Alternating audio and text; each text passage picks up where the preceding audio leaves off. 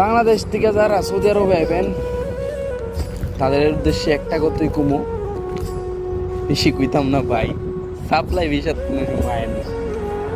কারণ ভাই এত টাকা দিয়ে আইবেন, এই যে একটা বিমান উড়াল দিতেছে, এত টাকা দিয়ে আইবেন, ঠিক আছে, সাপ্লাই ভিসার যদি আপনারা আয়েন তাহলে ভাই জীবনটা ধ্বংস হয়ে যাবো। কোনো কোম্পানিতে আকামা করাইতো না, হ্যাঁ, সব সাপ্লাই কাজ দিব আপনারে। আপনি যদি আকামার মেয়াদ উত্তীর্ণ হয়ে জায়গা তাহলে কিন্তু সব শেষ, মনে করলেন সব আর আইসেন, টিয়া তো তুলতে পারতেনই না, এর ভিত্তিতে আবার আগামার 3 মাসের মেয়াদ দিব, এটা যদি শেষ হয়ে জায়গা আপনি একবারে বাইর যেতে গেব। আর নাহলে এই 3 মাসের থাকা অবস্থায় যদি আপনি ভিসা লাগাই আকামা লাগান তাহলে আপনি 2000 রিয়াল খরচ হইব। আর 2000 রিয়াল, আর এর ভিতরে যদি আকামার মেয়াদটা শেষ হয়ে জায়গা 3 মাসেরটা, তাহলে আপনি 8000 রিয়াল খরচ করতে হবে 1 বছরের আকামার লেগা।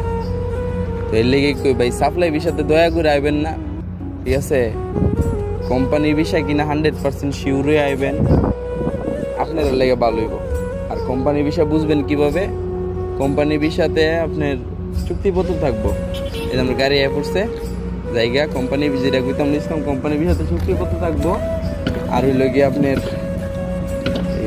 সাপ্লাই বিষয়তে কোনো চুক্তিপত্র থাকতো না। আপনার কইব যে চুক্তিপত্র লাগবো না, হেন গেলে তোমার কাজ দিয়ে দিব, এই কাজ সেই কাজ, 1500 রিয়াল কোম্পানির যে 1500 রিয়াল সবাই